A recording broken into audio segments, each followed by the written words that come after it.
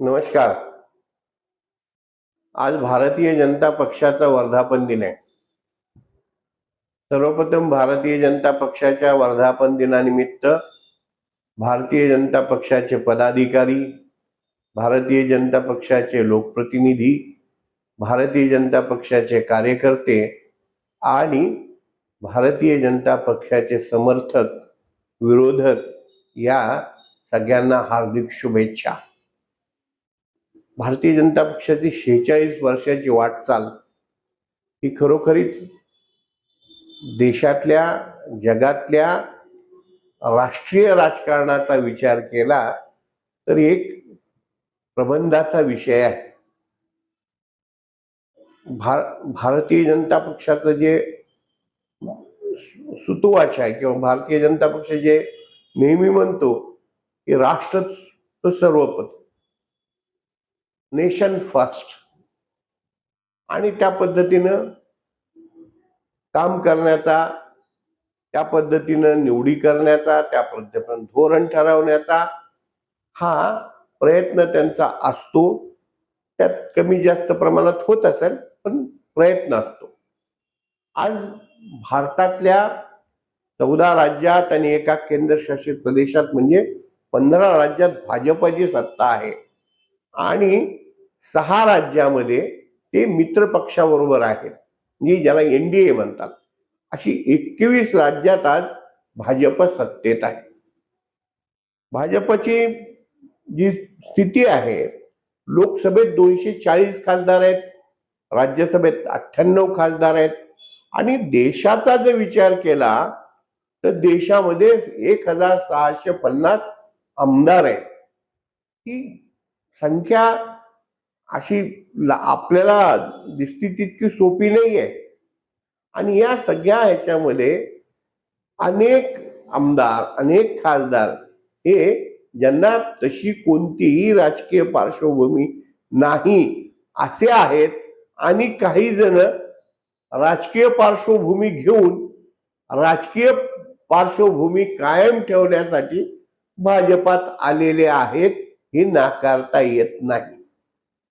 त्यांचा भाजपपेक्षाही कमळावरच्या चिन्हावर जास्त प्रेम आहे, हे कुणीही नाकारू नये, भाजपनेही ते नाकारू नये.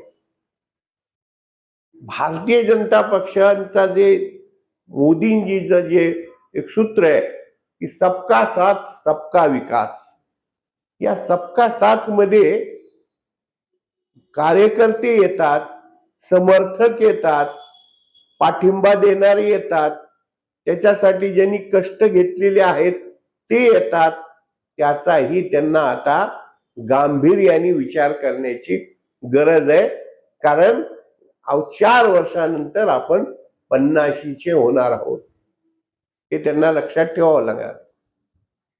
आणि पुढची जी खरी आव्हानं आहेत ना भाजप समोर, ती अशी आहेत की भारतीय जनता पक्षाचे नेते अगदी जिल्हा पातळीपासून राष्ट्र पातळीपर्यंत राज्य पातळीवरचे त्यांच्या संघटना तर भाषणामध्ये म्हणत असतात की भाजपची खरी ताकद ही भाजपचा कार्यकर्ता आहे, भाजपचं भांडवल हे कार्यकर्ता आहे. आता फक्त प्रश्न असा आहे की जी भांडवल आहे ते भांडवल, त्या भांडवलाचा विचार, त्या भांडवलाचा विकास आणि त्या भांडवलाचा जनतेप्रती असलेला विश्वास आणि पक्षासाठी पक्षावर असलेला विश्वास तो कसा वृद्धिंगत होईल हे पाहणं आता भाजपच्या शीर्षस्थ नेत्यांची आणि भाजप म्हणून जे विचार करतात त्यांची गरज आहे, त्यांची ती जबाबदारी आहे. कारण असं आहे की भांडवल जर विचारी नसेल, जे भांडवल आहे त्या भांडवलाचा विचार पक्का पाहिजे, त्या भांडवलाचा विकास झाला पाहिजे आणि त्या भांडवलाविषयी, त्या भांडवलाचाही विकास झाला पाहिजे. त्या भांडवलामध्ये, त्या भांडवलाला आपल्या पक्षाविषयी विश्वास वाटला पाहिजे आणि जनतेला त्या भांडवलाबद्दल सुद्धा विश्वास वाटला पाहिजे. त्यासाठी विचार, विकास आणि विश्वास या त्रिसूत्रीवर त्यांना आता काम करावं लागेल आणि ते करतील अशी अपेक्षा बाळगून आपण पुन्हा एकदा त्यांना शुभेच्छा देऊ, त्यांचं अभिनंदन करू. धन्यवाद.